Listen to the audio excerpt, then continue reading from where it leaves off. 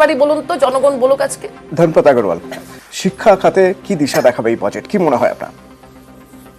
দেখুন, আপনি যদি গত 10 বছরের যদি হিসাব দেখেন, তাহলে আপনি তো দেখতেই পাচ্ছেন যে কত আইআইটি বাড়ানো হয়েছে, কত আইআইএম বাড়ানো হয়েছে, কত এইমস বাড়ানো হয়েছে, কত রকম নানান রকম প্রাইমারি সেকেন্ডারি এডুকেশনের ফেসিলিটি বাড়ানো হয়েছে।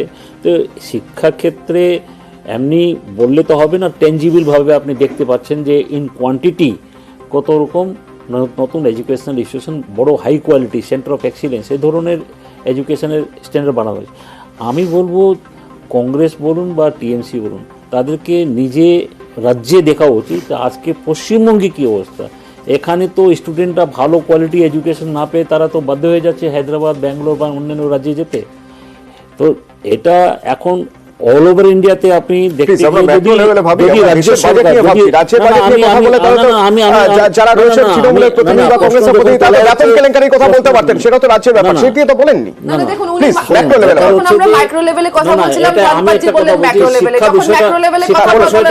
শিক্ষা বিষয়টা রাজ্য সরকার, আমি কেন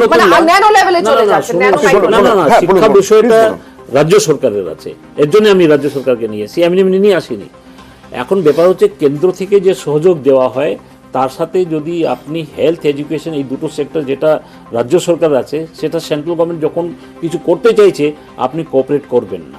কোঅপারেট না করলে কারা বঞ্চিত হচ্ছে? রাজ্যের মানুষ বঞ্চিত হচ্ছে। আজকে আয়ুষ্মান ভারত যখন নিয়ে আসা হলো, রাজ্যের লোকজনকে আপনারা বঞ্চিত করেছেন। ব্যাপার হচ্ছে দেখুন, ওভারঅল যদি আপনি দেখেন তো আজকে এই বাজেটে যে জিনিসগুলো দেখা উচিত যে how the economy has been managed. আজকে সারা বিশ্বে যখন একটা মন্দার বাতাবরণ, সেখানে ওয়ার্ল্ড ব্যাংক বলেছিল যে আপনার 7% বেশি উন্নয়নের হার হবে না, সেখানে 8.2 হয়েছে। আপনার মানুষ যে গরিব মানুষ, তাদের আপনি যদি দেখেন তো মাল্টি ডাইমেনশনাল পভার্টি সেটা 24.8% ছিল 2015 সালে, সেটা 19-21-এ 14.96, আর 22-23-এ সেটা কমে এসে 11.28%। তো গরিব মানুষ যখন গরিব থেকে তারা উপরের দিকে যখন আসতে পারছে, তো এগুলো তো উন্নয়ন না হলে তো হয় না। এখন উন্নয়ন হলেই সব কিছু কাজ হয়, উন্নয়ন না হলে কিছু হয় না। যেখানে আপনি দ্রব্যমূল্যের কথা বলছেন, সে দ্রব্যমূল্যের ব্যাপারটাও আমি আপনাকে বলি, যেটা ইকোনমিক সার্ভেতে দিয়েছে।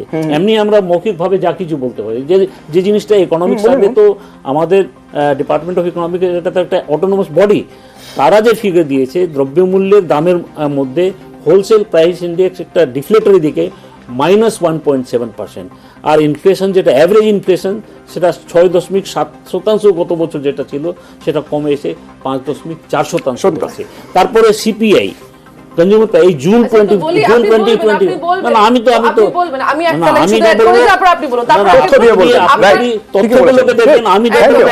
আপনিও তাই বলবেন। কনজিউমার প্রাইস ইন্ডেক্স 5.1% হয়েছে, ইনফ্লেশন 3.1। দ্রব্যমূল্যের এখন ব্যাপার হচ্ছে যে দ্রব্যমূল্য যদি তেলের দাম যদি বাইরে ইন্টারন্যাশনাল মার্কেটে যদি বাড়ে, তার একটা ইম্প্যাক্ট তো এখানে আসবে। নিশ্চয়ই বলতে সুবিধা হবে। প্রচন্ড উন্নয়ন তো তৃণমূল বলে, কোথায় কোথায় দাঁড়িয়ে থাকে উন্নয়ন, রাস্তার ধারে না কোথায়। বিকাশ হয়েছে, এতটাই বিকাশ হয়েছে যে ভারতবর্ষের 80 কোটি মানুষকে রেশন দিতে হচ্ছে, এতটাই বিকাশ হয়েছে।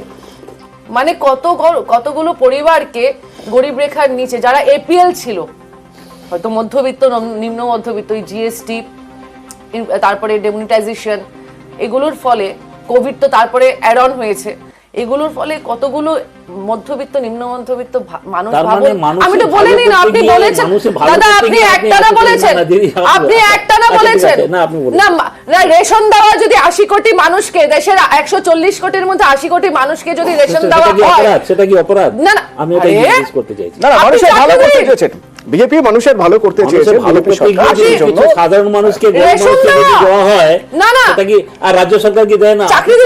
কর্ণাটকে তো আপনার কর্ণাটকে তো আপনার আসলে আমরা রাজনীতিতে ঢুকবো না ভেবেছিলাম, কিন্তু কিছু হয় না, পলিটিক্সের ব্যাপারই চলে এলো। না না, ম্যাক্রো লেভেল বলছি, 140 কোটি ভারতবাসীর দেশে মাত্র 30 লাখ সরকারি পদ ফাঁকা কেন? আপনারা এক্সটেন্ড করুন না সরকারি পদগুলোকে, চাকরিগুলো এক্সটেন্ড করুন না। এই রেশন থেকে শুরু হয়ে যাবে, এবার লক্ষ্মীর ভান্ডার আসবে, তারপরে লাডলি বেটি আসবে, হ্যাঁ অনেক কিছুই আসবে। তো আমি সেদিকটা যেতে চাইছি না, আপনি তো এক সেকেন্ড সেদিকটা যেতে চাইছি না, আমি শুধু এটুকু বুঝতে চাইছি যে আপনি যখন বলছেন তাহলে মানুষের ভালো করে তাদের বিনামূল্যে রেশন দেওয়ায় তাদের আর্থিক উন্নতি হচ্ছে। তো আর্থিক উন্নয়ন তো হচ্ছেই, আর্থিক উন্নয়নের তো লাভ তারা পাচ্ছেই বলেই তো তারা বিপিএল থেকে উপরে উঠে এপিএল দিকে চলে আসছে। এটা তো ফিগার আমি দিচ্ছি না, এটা তো ইকোনমিক সার্ভেতে ইন্ডিপেন্ডেন্টলি আমাদের চিফ ইকোনমিক অ্যাডভাইজারি তারা দিয়েছে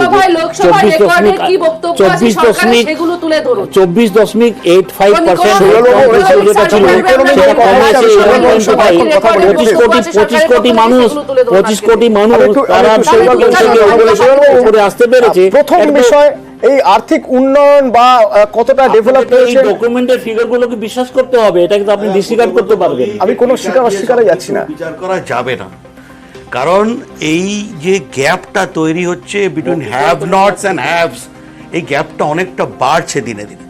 আমরা ছোট্ট উদাহরণ দিই তাহলে বুঝতে পারবেন যে দুটো সেক্টর যেটা নিয়ে আমরা এখন ডিসকাশন করছি, একটা হচ্ছে এডুকেশন, একটা হচ্ছে মেডিকেল, দুটো সেগমেন্টেরই ইনফ্লেশন রেট ডবল ডিজিট হু করে বাড়ছে, কম্পারেটিভ ইনফ্লেশনের থেকে অনেক বেশি মাত্রায় বাড়ছে। এইখানে আপনাকে ফান্ডিং আরও বাড়াতে হবে, না বাড়ালে গরিব মানুষ এই এডুকেশনটা পাবে কি করে, এই মেডিকেলটা পাবে কি করে, তত ডিফিকাল্ট হয়ে যাচ্ছে। ছোট একটা উদাহরণ দিয়ে দেখলে বুঝতে পারবেন, ইনকাম ট্যাক্সের একটা সেকশন আছে যেখানে মেডিকেল ইন্স্যুরেন্সের জন্য একটা ছাড় পায় মানুষ, সেটা বিগত বহু বছর ধরে স্ট্যাগনেন্ট হয়ে পড়ে আছে, অথচ মেডিকেল এক্সপেন্ডিচার দিনে দিনে বাড়ছে, ইন্স্যুরেন্স প্রিমিয়াম দিনে দিনে বাড়ছে। এই দিকগুলোর দিকে নজরই নেই।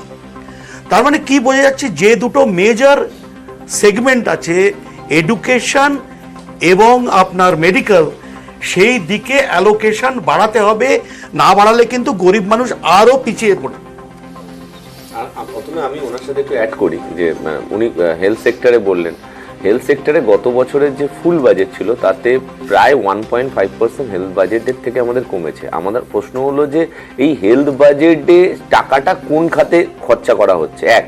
দ্বিতীয় কথা হলো যদি কমে, সেই যে কমার জন্য যে তোমার বাজেটের অ্যালোকেশনে যে কমলো টোটাল বাজেট থেকে, সেই বাজেটটা কেন কমলো হেলথ বাজেট? আজকে ইন্ডিয়াতে আমরা বলছি যে আমাদের প্রত্যেক মানুষের যে হেলথ এক্সপেন্ডিচার, আমরা বিভিন্ন আমাদের চেয়েও গরিব দেশের থেকে আমাদের হেলথ এক্সপেন্ডিচার প্রত্যেকটা গরিব মানুষের নিয়ে বাজেটের যদি কথা হয়, গরিব মধ্যবিত্ত মানুষের বিভিন্ন আমাদের থেকে পিছিয়ে পড়া দেশগুলোর থেকে আমাদের হেলথ এক্সপেন্ডিচার বেশি। অতনু, আমি পশ্চিমবঙ্গের সাফল্য নিয়ে কথা বলবো না, কিন্তু যদি দেশের আলোচনা করি, যেই মানুষটা বারবার সংসদে দাঁড়িয়ে বলছে দেশ গড়ার কথা, এইটা হতে পারে নির্মলা সীতারামন বলুক যে আজকে আমাদের হেলথ বাজেটে আমাদের মানুষের হেলথ এক্সপেন্ডিচার কেন এত হাই? দ্বিতীয় কথা, এডুকেশন নিয়ে কথা হচ্ছে, আজকে প্রাইভেটাইজেশন উনি বলছেন এতগুলো আইআইটি হয়েছে, ডেফিনেটলি আইআইটি 9টা ছিল, ধরুন 16টা হয়েছে, এই 7টা যে বাড়ানো হয়েছে এগুলো তো ইউপিএ আমলে ম্যাক্সিমামটা স্যাংশন করা ছিল, তার মধ্যে 5টা তো স্যাংশন করাই ছিল, তো আলাদাভাবে 9টাতে না কি করেছে যে কয়েকটা জায়গায় দেখা গেছে আইআইটি বা এইমস এর ক্ষেত্রে ধুধু মাঠ, ফাঁকা মাঠ, সেখানে রিপোর্টার আগে রিপোর্ট করেছেন, তার উপর যে সেগুলো অলরেডি কলেজ নির্মাণ করা ছিল, সেগুলোকে আপগ্রেড করে আইআইটি করা হয়েছে। সন্দীপটা আমি বলছি যে ওনাদের ক্লেম সংক্ষেপে আরেকটা বিষয় একটু জানি, আমি আরেকটু জানি, সৌরভ, অনেকেই বলেন যে রেল অবহেলিত, যদি রেল বাজেটটা আলাদা করে হতো তাহলে হয়তো রেলের দিকে একটু বেশি নজর দেওয়া হতো, যাত্রী সুরক্ষা নিরাপত্তার দিকে একটু বেশি নজর দেওয়া হতো। আপনিও কি তাই মনে করেন? একদম মনে করি তাই। তার কারণ হচ্ছে রেল এখন নর্মাল বাজেটের সাথে মিশে গেছে, রেলের যে অ্যালোকেশনগুলো থাকতো, এবং রেল হচ্ছে আমাদের দেশের লাইফ লাইন। আমার কিন্তু প্লেন এখনও লাইফ লাইন হয়নি, কারণ সব কিছু নিয়ে যাওয়ার জন্য, ফ্রেট করিডোর ইত্যাদির জন্য রেল একটা ইম্পর্টেন্ট কম্পোনেন্ট আমাদের দেশের ইকোনমির জন্য। তাকে সাইডলাইন করে দিয়ে সেকেন্ডারি সিটিজেন হিসেবে রেখে দেওয়াটাকে ঠিক নয়, এক। দুই হচ্ছে যে শুধু লাইন বাড়ানো, ফ্যান্সি ট্রেন করাই কি সব? তা তো নয়। আমি ভালোবাসি ফ্যান্সি ট্রেন চড়তে, আপত্তি নেই কোনো, কিন্তু তার সঙ্গে সঙ্গে সিকিউরিটি ততোধিক ইম্পর্টেন্স পাওয়া উচিত ছিল, কিন্তু আমার মনে হয় না সেটা পাচ্ছে। আমার মনে হয় এখানে একটা কনসলিডেশনের দরকার ছিল। যে লাইনগুলো আমরা তৈরি করেছি, যে রেলগুলো চলছে, তাকে নির্বিঘ্নে সাপোর্ট কিভাবে করব, মানুষের কিভাবে তাকে প্রোটেক্ট করব, এইগুলো দেখার দরকার ছিল আরও বেশি করে। আপনি যদি ঘেটে দেখেন বাজেটে, তাহলে দেখবেন সিকিউরিটি সিস্টেমের ওপর কিন্তু এক্সপেন্ডিচার খুব হাই নয়, যেখানে পৃথিবীতে সব জায়গায় কিন্তু রেল সিস্টেমের সিকিউরিটির ওপর বহুবিধ জোর দেওয়া হচ্ছে। আমরা কিন্তু জোর দিচ্ছি নতুন ট্রেনেরও। আচ্ছা, একটু আমি বলে দিই, প্লিজ। আমি তো ফ্যাক্ট ছাড়া বলবো না। না আপনাকে আমি আপনি রেল নিয়ে বলিনি, আপনি আমি না নিশ্চয়ই আমি রেল নিয়ে বলছি। রেল রেলে আমি একটা লাইন বলিনি, ওনার বলতে সুবিধা, আমি উত্তরটা দিই। উনি তো শাসক দলে আছেন, উত্তরটা ঠিক আছে, দিই। ঠিক আছে, বলছি যে সিনিয়র সিটিজেনদের সাবসিডি উইথড্র করা হয়েছিল লাস্ট 4 বছর, যখন উইথড্র কোভিডের করাতে সময় থেকে। তাতে 4 বছরে না, সবে তো চালু হলো কোভিডের পরও। বলছি যে সাবসিডিতে 5,800 কোটি টাকা কেন্দ্রীয় সরকারের আয় হয়েছে। এই 5,800 কোটি টাকা রেলের কোথায় যাত্রী সুরক্ষা, এসি 3 টায়ার বড় বড় ট্রেন, আমাদের রোজ রেল অ্যাক্সিডেন্ট হচ্ছে, এই মাসে কটা রেল অ্যাক্সিডেন্ট হলো, এইগুলোর দিকে কবচ কবে প্রত্যেকটি জায়গায় মানে অ্যাপ্লিকেবল হবে। হ্যাঁ, এই প্রসঙ্গ তো অবশ্যই উঠবে। এইগুলো উনি বলুক। ঠিক আছে, নিশ্চয়ই বলবেন। না, উনি বলা হয়েছিল যে উনি তো বলতে চাইছেন, হ্যাঁ, please 300 বলুন। কিলোমিটার রেলের কবচের লাইন মানে অ্যালোকেট হয়ে যাবে 2024-এর মধ্যে।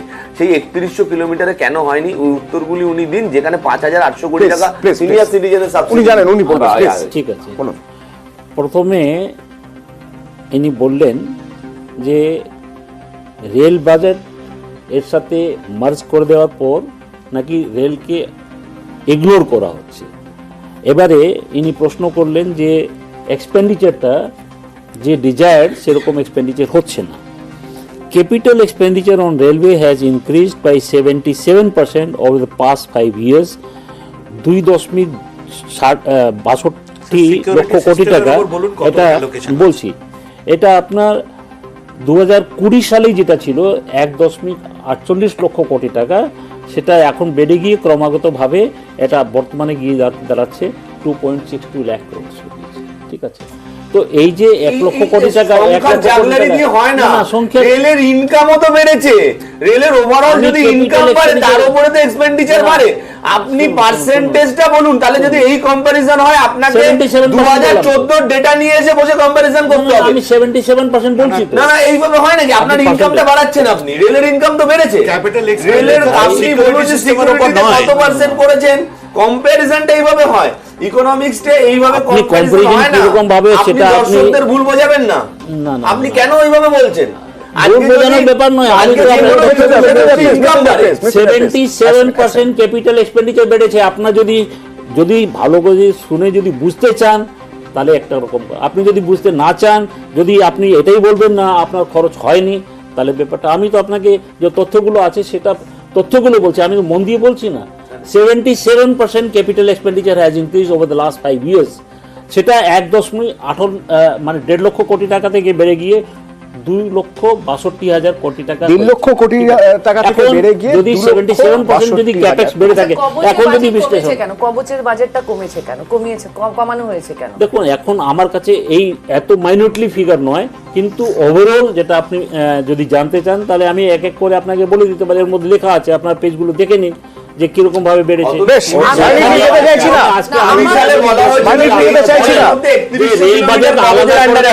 রেল বাজেট আলাদা যখন ছিল তখন বেশি টেনশন দেওয়া হতো। আমি একটা জিনিস বুঝতে পারছি না, যদি মনে হয় যে আমি ভুল বলছি, আপনি তথ্য থেকে বলছেন, আপনি একদম ডকুমেন্টেশন নিয়ে এসেছেন, ঠিক বলছেন। আমার প্রশ্ন, 10 বছর আগে 2010-এর হিসাব দিলেন আর 2024-এর হিসাব দিয়ে 2023-এর হিসাব দিয়ে 2020 আর 2020 কতটা বেড়েছে, তাই তো? 77% বললাম তো।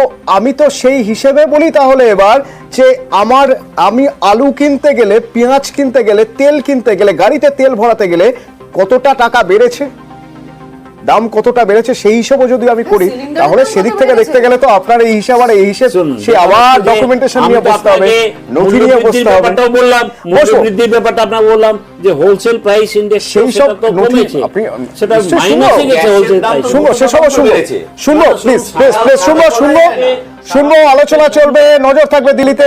হেডলাইন্সের পর সঙ্গে থাকবে। कैसे SRMB जैसे SRMB TMT बार की विंग ग्रिप टेक्नोलॉजी सीमेंट के साथ बनाए मजबूत पकड़। Grip is important